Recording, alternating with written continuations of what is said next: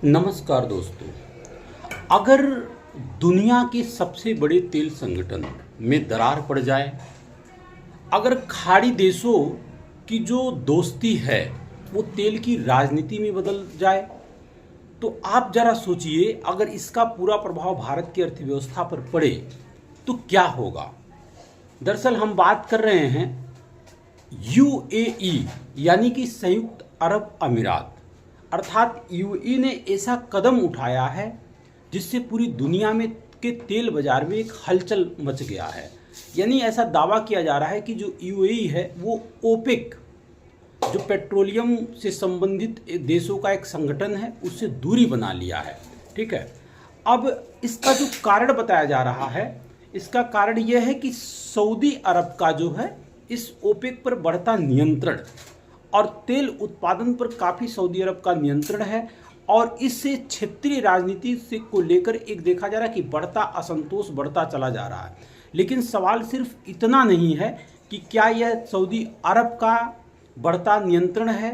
अब इस वीडियो के अंत तक जरूर बने रहिए, क्योंकि आज हम लोग समझेंगे कि ओपेक क्या है, यूएई आखिर में इसको क्यों छोड़ दिया, ओपेक को यूएई ने क्यों छोड़ दिया, और सऊदी अरब और यूएई के जो रिश्ते हैं उसमें तनाव क्यों बढ़ जा रहा, और इससे भारत सहित दुनिया के देशों पर क्या, अर्थव्यवस्था पर क्या प्रभाव पड़ सकता है। इसको पूरी डिटेल में समझने का प्रयास करेंगे। ओपेक का मामला है, ठीक है, ओपेक कंट्री से संबंधित। तो यहाँ पे सबसे बड़ा जो प्रश्न है कि ओपेक आखिर में है क्या। ठीक है, तो देखिए, ओपेक यानी कि organisation of the petroleum exporting countries. दरअसल ये दुनिया के बड़े तेल उत्पादक देशों का संगठन है, ओपेक। ठीक है, और इसका अगर मुख्य उद्देश्य की बात करें तो इसका मुख्य उद्देश्य है कि तेल उत्पादन को नियंत्रित करना, तेल की कीमतों को स्थिर बनाए रखना और वैश्विक तेल बाजार पर प्रभाव बनाए रखना, इसका मुख्य उद्देश्य है। इसमें कौन कौन से देश शामिल हैं? तो सऊदी अरब है, यूएई है, इराक है, ईरान है, कुवैत है, और बाकी अन्य देश जैसे वेनेजुएला वगैरह भी इसमें शामिल है।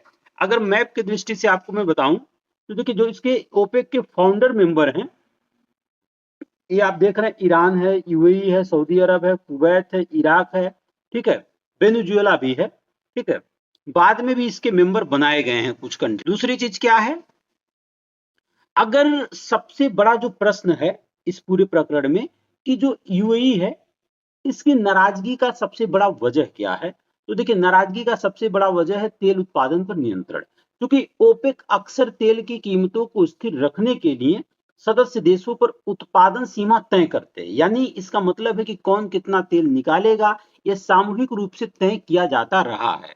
ठीक है, तो लेकिन देखिए, यूएई का यहाँ पे क्या कहना है, यूएई का कहना है कि उसने अपनी तेल उत्पादन क्षमता में भारी निवेश किया है।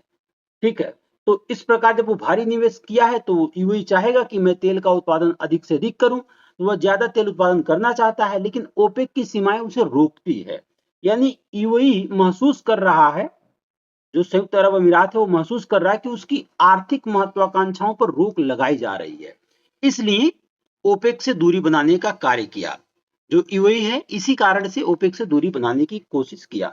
अब सवाल उठता है कि ओपेक में सबसे ताकतवर देश कौन सा है, तो देखिए, सबसे ताकतवर देश अगर ओपेक में बात करेंगे तो सऊदी अरब है। और देखिए, सऊदी अरब के ही कहीं ना कहीं विचारों से यूएई नाराज है। कारण क्या है कि देखिए, सऊदी अरब के पास विशाल तेल भंडार है, इसकी उत्पादन क्षमता भी बहुत ज्यादा है, और ओपेक के फैसलों पर उसका सीधा प्रभाव देखने को मिलता है, जिसके वजह से ऐसा माना जा रहा है कि ओपेक से यूएई नाराज है।